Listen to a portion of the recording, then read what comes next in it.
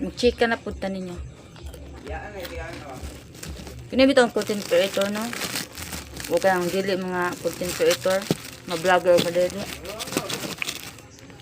Huwag na-post man gali na sila. Ay post no na. Mawalay pangan. Wala kag-mention. Okay ra na siya. Nga sa mga viewers po, sa mga comments.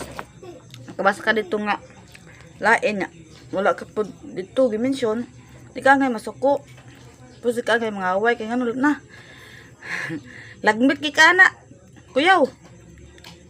No? Muna. Chillax lang ba? Chillax. Ito ngay ma-high blood.